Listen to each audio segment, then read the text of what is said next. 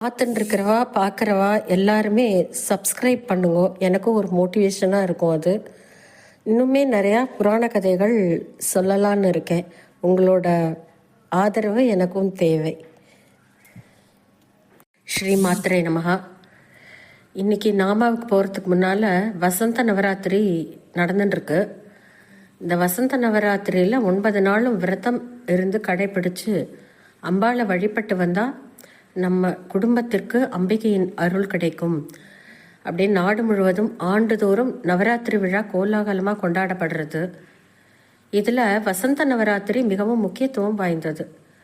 இந்த 9 நாட்களில் பக்தர்கள் துர்காவையும் அவரது 9 அவதாரங்களையும் வழிபடுறா. இந்த திருவிழாவில் ஒவ்வொரு நாளும் 9 அவதாரங்களின் வழிபாட்டுக்கு அர்ப்பணிக்கப்பட்டுள்ளது. எல்லா விதமாக நம்மளுக்கு செல்வங்கள் தேடி ஓடோடி வரவும், பெயர் புகழ் என அனைத்தும் நிலைத்திருக்கவும், வாழ்க்கையில் எல்லா விதமான வசந்தங்களையும் அள்ளித்தரக்கூடிய இந்த வசந்த நவராத்திரியின் சிறப்புகளை இந்த பதிவில் பார்க்கலாம். அதிக அளவில் மக்களால் கடைபிடிக்கப்படும் நவராத்திரியாக புரட்டாசி மாச நவராத்திரி இருக்கு. அதற்கு அடுத்த இடத்துல வசந்த நவராத்திரி இருக்கு. மாசந்தோறும் வரும் அமாவாசைக்கு அடுத்த நாளான பிரதமை திதியில் தொடங்கி தசமி திதி வரையிலான 10 நாட்களும் அம்பாளை தரிசிப்பதற்கு உகந்த நவராத்திரி நாட்களாகவே கருதப்படும். ஆனால் அம்பாளுக்கு விருப்பமான நவராத்திரியாக 4 நவராத்திரிகள் சொல்லப்படுகிறது. இவை ஆடி மாதத்துல வரும் ஆஷாட நவராத்திரி, புரட்டாசி மாதம் வரும் ஷரத் நவராத்திரி சாரதா நவராத்திரி, மாசி மாசத்துல வரும் சியாமலா நவராத்திரி, வசந்த காலமாக கருதப்படும் பங்குனி மாசத்தில் வரும் நவராத்திரி வசந்த நவராத்திரி ஆகியவை ஆகும். இதுல அதிக அளவில் மக்களால் கடைபிடிக்கப்படும் நவராத்திரியாக புரட்டாசி நவராத்திரி இருக்கு. அதற்கு அடுத்த இடத்துல வசந்த நவராத்திரி இருக்கு. இந்த நவராத்திரியை வீடுகளில் பொதுமக்கள் கடைபிடிப்பது இல்லை. அப்படின்னாலும் கூட ஆலயங்கள்ல இந்த நவராத்திரி விழாவின் பொழுது உற்சவங்கள், அம்மனுக்கு அபிஷேக ஆராதனைகள் சிறப்பாக நடைபெறுகிறது வழக்கம். மற்ற 2 நவராத்திரிகளும் பெரிய அளவில் கொண்டாடுவது இல்லை என்றுதான் சொல்ல வேண்டும். பங்குனியும் புரட்டாசியும் யமதர்மனின் கோரை பற்கள் அப்படின்னு புராணங்களுக்கு சொல்றது. இந்த 2 மாச காலங்களும் நோய் கிருமிகள் பரவும் காலம் என்றும் தெய்வங்களின் அருள் மனிதர்களுக்கு கிடைப்பதில் தடை ஏற்படும் காலம் என்றும் சொல்லப்படுகிறது. எனவே இந்த காலகட்டத்தில் அம்பாளை முறையாக வழிபாடு செய்து 10 நாட்களும் நவராத்திரி விரதத்தை கடைபிடித்து வந்தால் நன்மைகளை பெறலாம் என்று நம் முன்னோர்கள் சொல்லி வைத்திருக்கிறார்கள். வசந்த நவராத்திரியை லலிதா நவராத்திரி என்றும் அழைப்பார்கள். புரட்டாசி மாத நவராத்திரியின் பொழுது அம்பாளை முப்பெரும் தேவியர்களாக கருதி வழிபடுகிறோம். சரஸ்வதி தேவிக்கு 3 நாள், மகாலட்சுமிக்கு 3 நாள், துர்க்கைக்கு 3 நாட்களாக 9 நாட்கள் இந்த நவராத்திரி கொண்டாடப்படும். ஆடி மாச நவராத்திரியில வராகி அம்மனை வழிபாடுவார்கள். மாசி மாசத்துல வர நவராத்திரி ராஜமாதங்கி என்னும் சியாமலா தேவியை முன்னிறுத்தி வழிபாடு செய்வார்கள். இந்த வரிசையில வசந்த நவராத்திரியில் உலகை ஆளும் பராசக்தியை வழிபாடு செய்வது சிறப்பான பலனை தரும். வசந்த நவராத்திரி என்பது கானகத்துல மூலிகைகளை கொண்டு செய்யக்கூடியதாகும். இதை ராமபிரான் கானகத்தில் இருந்த பொழுது நாரத முனிவர் நடத்தி வைத்ததாக ராமச்சரித்தம் சொல்றது. வசந்த காலத்தில் பகல் பொழுது அதிகமாக இருப்பதால் வசந்த நவராத்திரி பூஜைகள் பகலிலேயே நடைபெறுகின்றன. வசந்த நவராத்திரியை கொண்டாடுவதற்கான காரணம் ஒன்றும் சொல்லப்படுறது. அதை பார்க்கலாம். இந்த வசந்த நவராத்திரியோட தனி சிறப்பு என்னன்னா, பங்குனி மாசத்துல வரக்கூடிய அமாவாசை முடிந்து வரும் பிரதமை அன்று தெலுங்கு வருஷ பிறப்பான யுகாதி கொண்டாடப்படுறது. கடைசியாக முடியும் நாளன்னைக்கு நவமி அன்று ஸ்ரீராம நவமி கொண்டாடப்படுறது. வசந்த நவராத்திரி இம்முறை மார்ச் 30ஆம் தேதியிலிருந்து ஏப்ரல் 7ஆம் தேதி வரைக்கும் பூர்த்தியாகுது. வசந்த நவராத்திரியோட மகிமையை பார்க்கலாம். கோசல நாட்டின் மன்னன் திடீர்னு இறந்துடுறான். அவனுக்கு 2 மனைவிகள் இருந்த நிலையில முதல் மனைவியான மனோரமா தனது மகனை அரசனாக முடிசூட வேண்டும் எனவும், 2வது மனைவியான லீலாவதி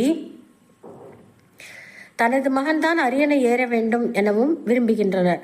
மனோரமாவின் குழந்தையின் பெயர் சுதர்சனன். லீலாவதியின் குழந்தையின் பெயர் சத்ருசித்தர். அப்பொழுது மனோரமாவின் தந்தை கலிங்க தேசத்து அரசர் வீரசேனருக்கும் லீலாவதியின் தந்தை உஜ்ஜயினி தேசத்து அரசருக்கும் போர் வரது. கோசல நாட்டை தன்னுடைய பேரனை ஆட்சி செய்ய வேண்டும் என்ற எண்ணத்தில் இருவரும் போர் புரிகின்றனர்.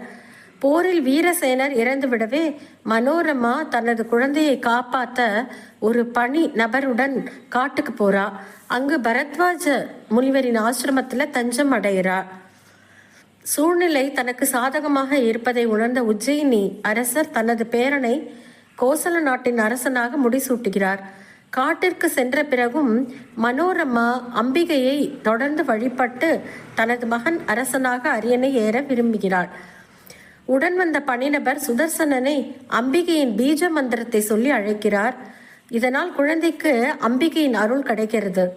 சுதர்சனன் அம்பிகையின் தீவிர பக்தனாக மாற அம்பிகை அவன் முன் தோன்றி வரமளிக்க விரும்புகிறாள். சுதர்சனன் உங்களது தரிசனமே போதும் என்று கூற வில் மற்றும் குறையாத அம்புகளை பரிசளிக்கிறாள் அம்பிகை. அதற்கு பின்ன காசி தேசத்து இளவரசி சசிகலாவின் சுயம்வரம் நிகழ்ச்சிக்கு போறான் சுதர்சனன். அங்கு உஜ்ஜயினி அரசரும் கோசல நாட்டு அரசரான சத்ருசித்தரும் இருக்கா. சசிகலா சுதர்சனனுக்கு மாலை அணிவித்த பிறகு உஜ்ஜயினி அரசருக்கு சுதர்சனன் யார் என்ற உண்மை தெரிய வருது. சுதர்சனனை போருக்கு அழைச்சு அவனை வீழ்த்த வேண்டும் என தாத்தாவும் பேரனும் முடிவு பண்றா. இருவரின் தீய எண்ணத்தால் அம்பிகை அவர்களை சாம்பலாக்கி விடுகிறாள். அதன் பிறகு சுதர்சனன் கோசல நாட்டின் மன்னனாக அரியணை ஏறுகிறான். வசந்த நவராத்திரியில் பூஜை செய்ததால தனக்கு அம்பிகையின் அருள் கிடைத்ததை உணர்ந்த சுதர்சனன் தன் நாட்டு மக்களையும் அம்பிகையை வழிபட அறிவுறுத்துகிறான். அதிலிருந்து தான் வசந்த நவராத்திரி கொண்டாட்டங்கள் தொடங்கின அப்படின்னு ஒரு புராணத்துல கதை இருக்கு. இப்படிப்பட்ட லலிதாம்பிகையின் நாமங்களை அதன் அர்த்தத்துடன் தெரிந்து கொள்ளும் நாம எல்லோருமே அம்பிகையின் அன்பிற்கு பாத்திரமானவர்களே. இன்னைக்கு நாம 311 320 வரைக்கும் பார்ப்போம். ஸ்ரீ மாத்ரே நமஹ. இன்னைக்கு 311வது நாமாவில் ஆரம்பிக்கணும். முதல் நாம ரஸ்யா, ரசமாக உணர்ந்து அனுபவிக்கத்தக்கவள் ஒரு அர்த்தம். ரசம்னா உணர்ந்து நம்ம மனசார அனுபவிக்கக்கூடிய விஷயத்திற்கு ரசம் அப்படின்னு சொல்றது. ரசிக்கக்கூடிய விஷயத்திற்கு ரசம். ரசம்ங்கிற வார்த்தைக்கு எசன்ஸ் என்றும் சொல்லலாம். ஃப்ளேவர்னு ஒரு அர்த்தம். நவரசம்னு சொல்றமே இந்த மாதிரி இருக்கு. இன்னொன்று ரசம்னா அமிர்தம் அப்படின்னு அர்த்தம் ஆறுது. ரசத்தை வச்சு பண்ணும் ஒரு வித்தை ரசாயனம், கெமிக்கல்னு சொல்றமே தான். ரசவாதம்னு பழங்காலத்துல வித்தை ஒன்று இருந்திருக்கு. செம்பை பொன்னாக மாத்துறது. ரசம்னா அமிர்தமான ஒரு நிலை, உணர்ந்து அனுபவிக்க கூடியவளாக இருப்பவள் அப்படின்னு ஒன்று. இன்னொன்று ரசமாகவே இருக்கிறாள். இதற்கு வேதத்திலேயே இருக்கு. தைத்திரிய உபனிஷத்துல ரசோ வைசகான்னு ஆரம்பம். முதல்ல ஆத்மாவை பற்றி சொல்றது. அவர் அந்த பரமாத்மாவாக இருக்கப்பட்டவர் ரசமாகவே இருக்கார். ரசம் இங்கே குறிக்கப்படுறது அமிர்தமான ஆனந்தமாக இருக்கார். இப்படிப்பட்ட பரமாத்மா மட்டுமே உலகத்திற்கு எல்லாம் ஆனந்தத்திற்கு காரணமாக இருக்கார். அவரை நெருங்கினவர்கள், அவரை புரிஞ்சு கொண்டவர்கள், அதாவது அந்த பரமாத்மாவாகவே ஆனவர்கள், அத்வைத்தத்தை உணர்ந்தவர்கள் எப்பொழுதுமே ஆனந்தத்திலேயே திளைச்சென்றிருக்கார் என்று அர்த்தம் பண்ணிக்கலாம். State of mind, state of blissed ஆக இருப்பவள் ரஸ்யா. அடுத்த நாம ரணத் கிங்கினி மேகலா.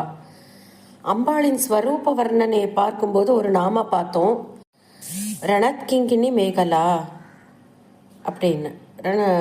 ரத்ன கிங்கினி காரம்ய ரச்சனா தாமபூஷிதான்னு பார்த்தோம். அந்த இடத்துல கிங்கிணி அப்படின்னு சொல்ற மணிகள் குலுங்குற மாதிரியான ஒரு ஒட்டியானத்தை அணிஞ்சுன்னு இருக்கா அப்படின்னு இருக்கான்னு. ரம்யா ரச்சனா, ரம்யமான சப்தம் போடுறது அந்த மணிகள்.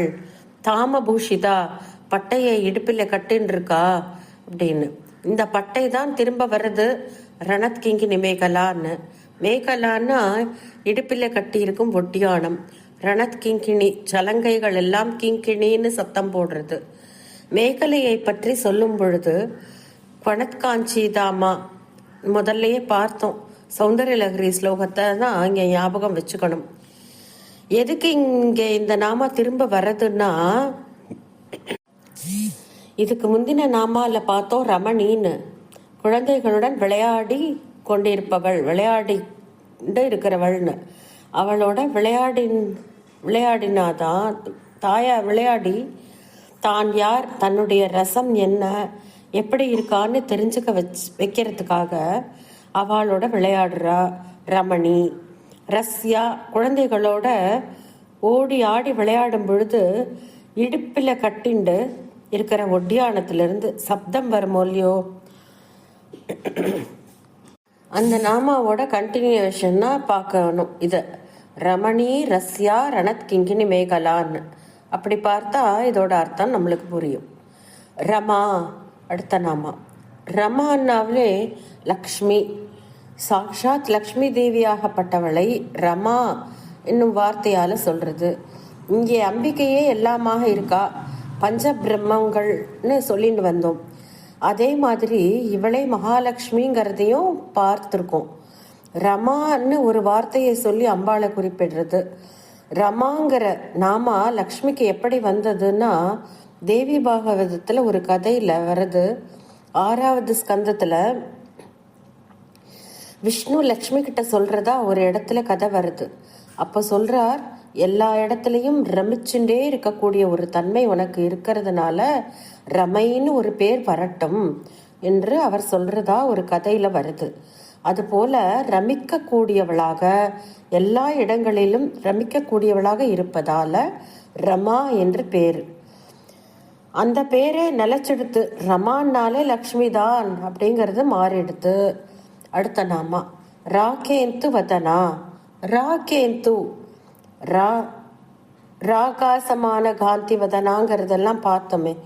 ராகேந்து அப்படின்னா ராகம் அப்படின்னா பௌர்ணமி, இந்துன்னா சந்திரன். ராகான பௌர்ணமி, இந்துன்னா சந்திரன். பூர்ண நிலவான ராகேந்து வதனா, வதனான முகம். பூர்ண சந்திரனை போன்ற, பௌர்ணமி சந்திரனை போன்ற முகம் உடையவள். பௌர்ணமி சந்திரனை பார்த்தால் பார்த்துட்டே இருக்கலாம்னு இருக்கிறது மாதிரி அம்பாளோட முகத்தை பார்த்தாலும் பார்த்துட்டே இருக்கலாம். அவ்வளோ ஆனந்தத்தை கொடுக்கக்கூடிய முகத்தை உடையவள் ராகேந்து வதனா. அடுத்த நாம ரதி ரூபா.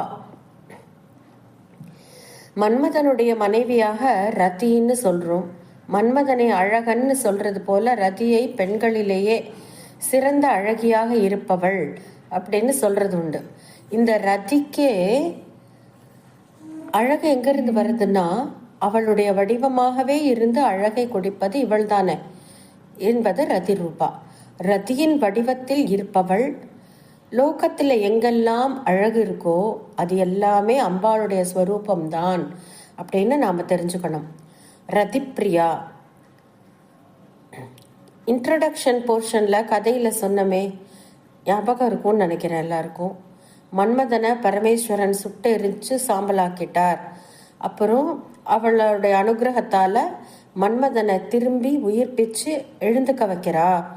பரமேஸ்வரன் கிட்ட ரெக்வெஸ்ட் பண்ணி அவனுக்கு உயிர் பிச்சை கொடுக்குறாங்கிற மாதிரி அந்த கதையை பார்த்தோம். நம்ம எதுக்காக பண்ணுறான்னா, ரதி என்ன பண்ணுறா, அம்பாள் கிட்ட முறையீடு பண்ணி என் புருஷனை உயிர் பிச்சு கொடுங்கோ, எனக்கு விமோச்சனம் கொடுங்கோன்னு கேட்டு அம்பாள் கிட்ட கேட்குறா. அதற்கு அனுகிரகம் பண்ணினதாக இந்த கதை வருது. ரதி அம்பாளை ஆராதனை பண்ணி அம்பாள் ரதிக்கிட்ட பிரியம் உள்ளவளாக இருந்ததுனால மன்மதனை திருப்பி கொடுத்தாள். அதனால இவள் ரதிப்பிரியா. ரக்ஷாகரி, ராட்சசக்னி ரெண்டையும் சேர்த்து பார்க்கலாம். ரக்ஷாகரினா காப்பாற்றுபவள். ஸ்திதி, விஷ்ணுவுடைய காரியத்தையும் இவள் தான் பண்றாள்னு இருக்கு. அப்படி ரக்ஷாகரி, ரக்ஷை செய்பவள். அடுத்த நாம ராட்சசக்னி, 4வது கா. ராட்சசர்களை அழிப்பவள். ரிவர்ஸில் படிக்கலாம் இதை. ராட்சசர்களை அழிப்பதனால நம்மை ரட்சித்து காப்பவள்.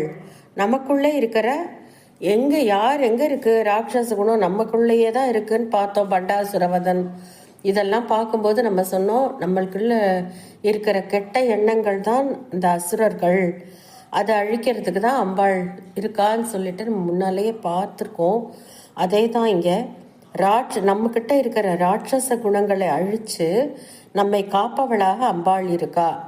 இந்த குவாலிட்டியை அழிச்சிட்டாலே போருமே, நாம் எல்லாருமே நமக்குள்ளே இருக்கிற அழுக்கு நீங்கி நிர்மலமாக ஸ்வயம் பிரகாசமாக இருக்கக்கூடிய ஆத்மாவை தெரிஞ்சுண்டு ரசோ வைசகான்னு நம்மளும் அந்த ரசமாகவே இருக்கக்கூடிய சந்தர்ப்பம் நமக்கும் கிடைச்சிடும். அழுக்கு நீங்கினா பூர்ண வெளிச்சம் தானே, அதை கொடுப்பவளாக அம்பாள் இருக்கா. ரக்ஷாகரி ராட்சசக்னி. அடுத்த நாம ராமா. ராமாங்கிறது ஒரு அழகான ஸ்திரீ. மனசுல கல்மிஷம் இல்லாத எல்லா பெண்களுக்கும் அம்பாளுடைய ஸ்வரூபமே. அப்படிப்பட்ட பெண்களின் வடிவத்திலேயே அம்பாள் இருக்கிறாள். நித்திய வாசம் என்பதாக சொல்றது. அந்த காலத்துல பெண்களை ஆத்துல பொத்தி பொத்தி தேவியாகவே ரட்சித்து வளர்க்கணும்னு அந்த காலத்துல இருந்து வச்சுட்டு இருந்தா. பின்னால வேற மாதிரி அண்டர்ஸ்டாண்டிங்ல போய் பெண்களை பூட்டி வச்சுட்டான்னு ஒரு நிலைமைக்கு வந்துடுத்து. விஷயத்தை நாம புரிஞ்சுக்காம போனதுனால எங்க நோக்கினும் சக்தியடான்னு பாரதியார் எழுதி வச்சார். வாஸ்தவத்துல அதுதான் இருந்த விஷயம். அதுதான் அதே பாரதியார் புதுமை பெண் எப்படி இருக்கணும் அப்படி இருக்கணும்னு எழுதுற மாதிரி போயிடுத்து. நடுவில் காலங்கள் அந்த மாதிரி மாறி போயிடுத்து. மக்களின் நடவடிக்கைகள் மாறி போயிடுத்துங்கிறதுக்காக வாஸ்தவத்தில் எங்கெங்கு நோக்கினும் சக்தி தான். ஒரு நல்ல குலஸ்திரியாக இருக்கக்கூடியவள் மனசில் கல்மிஷம் இல்லாமல் இருக்கக்கூடிய எல்லா பெண்களுக்குள்ளேயும் அம்பாள் சாட்சாத்தாக இருந்துருக்கா. ஆகையினால பெண்களை அழைச்சு, அதனால தான் பெண்களை அழைச்சு நம்ம வெத்தலைப்பா கொடுக்குறோம். நவராத்திரி பூஜையில் அவளையே அம்பாளாக ஆவாகனம் பண்ணி அம்பாளாகவே பூஜை பண்ணி எல்லாம் பண்ணி நம்ம பண்ணுறோம். ராமா அப்படிங்கும்போது பெண்களின் வடிவத்தில் பெண்ணாகவே இருப்பவள் அப்படின்னு அர்த்தம் வருது. ரமண லம்படா. ரமணனா ப்ளீஸிங் பர்சனாலிட்டி அப்படின்னு ஒரு அர்த்தம். மனைவிக்கு ரமணான்னு ஒரு பேர், ஆத்துக்காரருக்கு ரமண அப்படின்னு ஹஸ்பண்டுக்கு பேர் அப்படின்னு பல அர்த்தங்கள் இருக்கு. ரொம்ப சாமிங்காக இருக்கிறதுன்னா லம்படா அப்படிங்கிறது. கூடி கழிப்பதை விரும்புபவள்னு அர்த்தம் மாறுது. தன் பதியுடன் கூடி கழிப்பதை விரும்புபவள் அப்படின்னு. சகர ஹசி பத்யா விகரசேன்னு நம்ம சொன்னோமே சௌந்தர இலக்கரியில், அதே தான் இங்கே வருது. ராமா அப்படின்னா பெண்ணாக இருப்பவள்னு சொன்னோமே, அப்படி அந்த பெண்களின் மனசில் தன் பதியுடன் கூடி கழிக்கும் நினைப்பாக பெண்களின் மனதில் வைத்தவளாக இவள் இருக்கிறாள். இந்த நினைப்பே இவளாக இருக்கா அப்படின்னு அர்த்தம் பண்ணலாம். 320வது நாமா இங்கே பூர்த்தி ஆறுது. ஸ்ரீ மாத்ரே நமஹ.